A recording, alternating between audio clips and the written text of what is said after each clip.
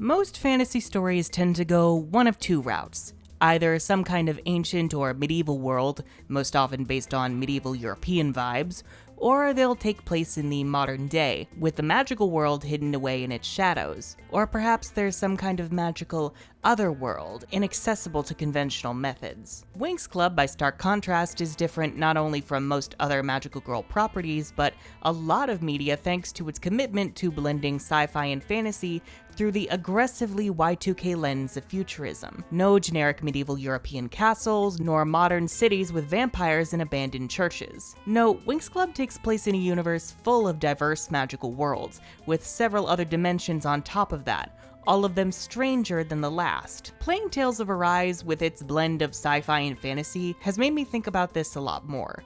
I don't think I fully appreciated just how unique Winx Club's approach was when I was younger, but I have been loving it more and more as I get older. The way magic and technology are fused so seamlessly and effortlessly helps it stand out from the crowd. And so today we're going to talk about why it's so great and how much I love it. Before we begin, I want to mention that after 84 years, I am updating my Patreon tiers. I've been quite private the last few years, but if you would like to support me and engage with me a bit more personally, you can pledge your support over on Patreon. $1 a month patrons get their usernames in video credits, access to the Union of War Discord server, and early access videos and scripts. I'll also be doing live readings of my book in the server pretty soon. You know, my urban fantasy novel, Disenerbus from the Ashes. I've got some character art in the works. I may or may not be rebranding it very soon. I have a lot of exciting things in store for it. And I think you might enjoy it. It has gay wizards. It's aggressively gay. Hi, gay. It's for all the depressed gay 20-somethings out there. I see you people. I am you.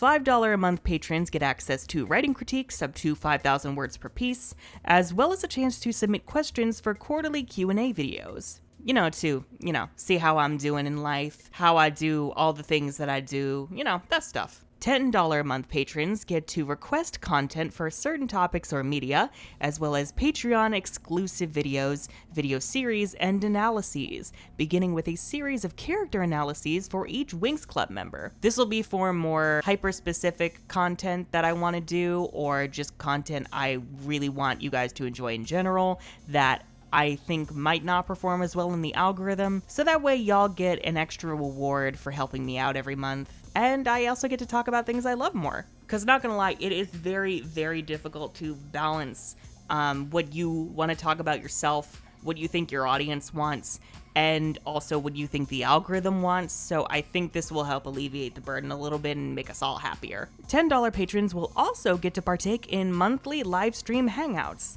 I'm not sure what we'll be doing, whether these will be in Discord or YouTube specifically, whether it'll just be chilling and me answering questions or us just watching things live, but we'll figure it out. And finally, the $20 a month patrons, who will get sneak peeks at the novels and original projects that I'm working on at the moment, audiobook chapters of my book read by yours truly, and if they would like, signed physical novels. I've been meaning to do this for a while. I just, if you would like a signed novel, just, become a $20 patron, DM me for mailing details, and we'll get all that information sorted, including any personalized messages that you would like in your copy along with my signature. Now, without further ado, let the madness begin.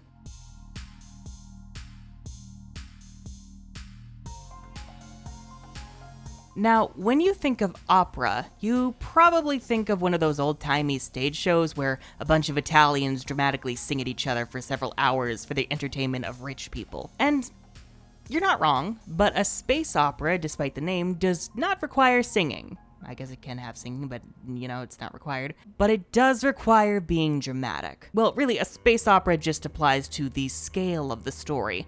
It's a subgenre of science fiction taking place across multiple worlds, often ones that are engaging in political conflict and even war with each other, though that's not always necessary. Some obvious examples include Star Wars and Star Trek. Really, any story involving a universe of worlds can be classified as a space opera.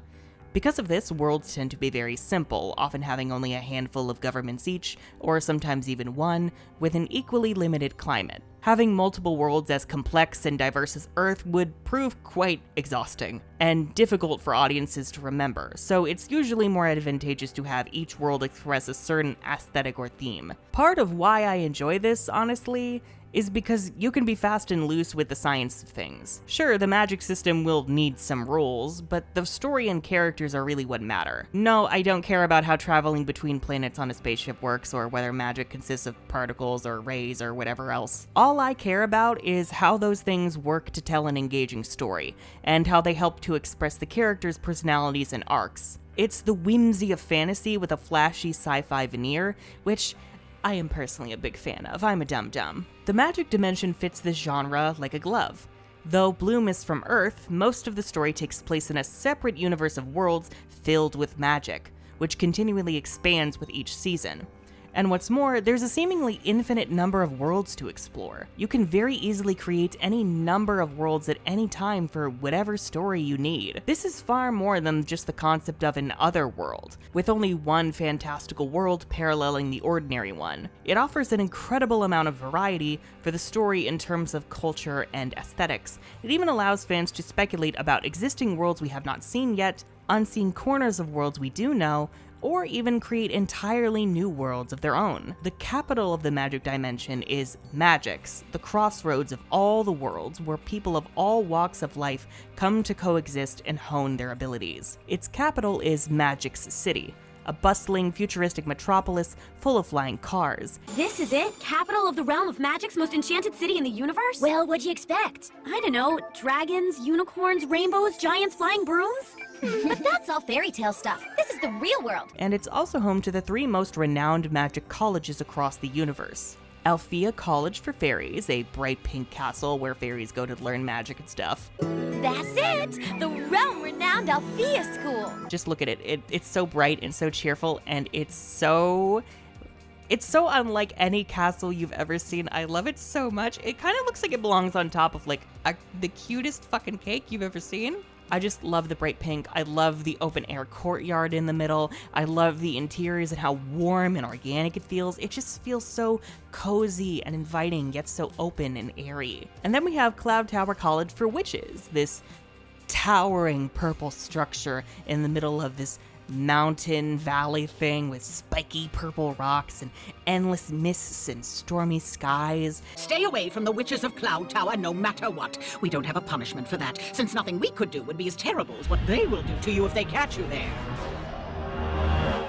It's so creepy looking, and the interiors are all gothic and moody with lots of green and clashing colors like orange and oh my god, yes. Also, it's a living college, so don't talk bad about it unless you want it to eat you in your sleep. Cloud Tower is not your typical building. It's a living creature with roots and branches. Roots and branches? It's a magical entity created by ancient witches.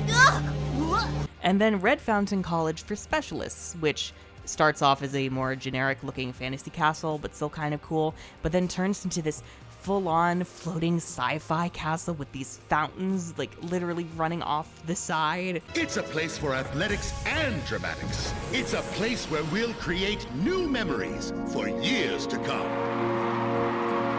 It's so fucking cool, man. It's so cool. And all these locations are allowed to just have their own vibe, because with the Magic universe, almost any kind of vibe works, and it all just coexists seamlessly. Magix alone has just so much to offer in terms of interesting settings to let the characters explore different dynamics and conflicts, like the Underrealm, full of horrifying monsters in the Kingdom of Downland, or the Barrier Mountains, which is home to ancient artifacts, or the Veil Mist Forest, where Cthulhu hell beasts live. And all of this works perfectly for the first 2 seasons, which take place primarily on Magix. It lets the characters situate themselves in a setting where they can all fit in and get to know each other better before we expand our scope later on. Then we have the other worlds, like Solaria, the planet of the sun and moon. Here, the stars are always shining, and the people live in effortless luxury and opulence. Just look at it. The golden cities, the fountain courts, the fucking planetarium where you go in and you can just see this model of all of the worlds surrounded by this interior endless night sky. It's so good, bitch. It's so good. Linfea is the world of nature full of vast forests and mountains. The forest floor is left uninhabited so as to keep its ecosystem intact, while the people build their cities high up in the trees and mountains, which are only accessible by giant flying leaves which can navigate the powerful winds coming down from the mountainside. Oh, and of course it has a secret cave behind a waterfall with a willow tree that has lost its sister in a horrific, tragic tale, whose tears can reverse the flow of time. The world building, yes. Melody is a world of music and harmony inspired by East Asian cultures. We haven't gotten to explore as much of it as I would have liked, but in my mind I like to think here it's pretty standard for everyone here to express themselves through music.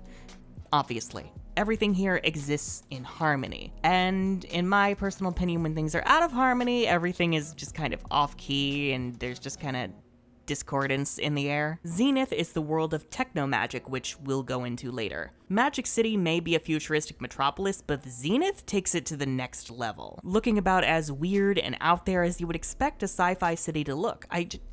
Just look at it. The droids flying around, the way that the buildings look like UFOs or circuit boards, the use of green and purple and teal, especially with the sky. Bitch, yes. It looks like I'm inside a computer. Its climate is also kept perpetually cold so as to keep its technology running efficiently, which also tracks for how its people tend to be quite unemotional and fixated on rationality. Andros is a world of endless ocean, where there are two kingdoms. One for humans living atop the scattered islands, and one of mermaids inhabiting the depths of the world's seas. It gets changed into a patriarchal kingdom later on with Tritons, but in our hearts, it remains a matriarchal queendom of mermaids. And also just look at these mermaid designs. Look at them. These are background characters, and so much effort went into styling them and making them unique. And I love that they have wings because they not only, swim through the sea, they also fly around the different islands, and that also connects them to the fairies and distinguishes them from mermaids of other franchises. Bitch, design and world building coexisting. There are plenty of other worlds too, like the resort realm of Espero, the realm of Paradox's Appositus, the island of Dragon's Pyros, and the trash world of Heraklion. No, don't ask about it, it sucks, don't go there. Even in the newer seasons, there are still so many new worlds being added that make for pretty interesting locales with unique visuals. And of course, with all these different worlds across a vast universe, you need a way to get between them, which leads us into fusing technology and magic. Winx Club employs the concept of Technomagic, technology that is literally powered by, you guessed it, magic. Again, it allows the specifics of how it works to not really matter, so long as its rules remain consistent and it can be used to tell an interesting story. Technomagic comes in many forms: spaceships, flying cars, wind riders, and even the characters' phones. This cell phone is ancient technology. It belongs in a museum. But it's the newest phone. Yeah, on Earth. You need an interrealm phone to call Vallisto. Right. Some worlds employ it more than others, like Magix and Zenith, but it's pretty ubiquitous. Though there are wizards and sorcerers, the third magic school of Red Fountain instead trains specialists who employ technomagic to differentiate them from the fairies and witches. Their weapons, called Phantoblades, are basically lightsabers that take on many different shapes and weapon types based on whoever is using them. Spaceships are also quite useful when traveling between worlds. Because in the first 3 seasons, you can't just willy-nilly go between worlds, you need something to get there, be it a spaceship, a magic ring that can teleport you, or a portal device made by a couple of nerds in a weekend. It'll create small, interdimensional passages through which we can travel. If it works. Well, it is new. Given Techna is a fairy of technology, she pretty much has power over Technomagic. She embodies this fusion of sci-fi and fantasy perfectly, which is why she's so pivotal to the story and the world building, and why her removal saddens me very deeply. You want to know why Techna got removed from Fate the Winx saga? Because they literally took the concept of the magic universe away. They ditched the sci-fi elements and the space opera and turned it into a generic urban fantasy setting of ugly, grimdark, otherworld European castles. And because of all that, they could not keep a techno fairy around anymore, so they ditched her. it's so sad to see that because this fusion of sci-fi and fantasy is a huge part of why Winx Club is just so unique and memorable. It just ain't Winx without that Y2K futurism.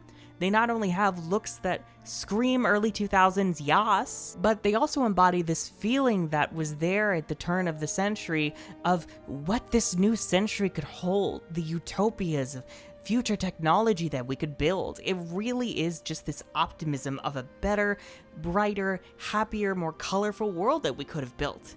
Too bad we're 23 years into it and it's a shit show and it's not looking to get any better, but we can cling on to the dream. You know, in my heart of hearts, it really just, the magic dimension is just luxury communism, like automated luxury communism. But that's just me. Even the later seasons of Winx Club wind up losing the plot on the futurism a bit. I'm not sure if the reboot is going to feature this element prominently, or if they're just going to adopt the lore of fate. Please, God, no. Please, no. Please don't. Do not ditch your unique concepts just to be like every other fucking YA thing ever, please. But you can be damn sure that if they do, I will be hollering about it until the day I die. Anyhow, if you enjoyed this video and would like to see more content like this from me, then be sure to subscribe and ring that bell for notifications because YouTube hates creators. Also, please consider, if you're willing and able, pledging your support over on Patreon. Again, patrons get early access videos and scripts, exclusive content, and access to the Union of War Discord server. You can also support the channel by picking up my urban fantasy novel, Disinheritance from the Ashes, wherever books are sold. I'm the Unicorn of War, and honestly, I'm quite certain Technomagic support is just as much of a shit show as our world's tech support.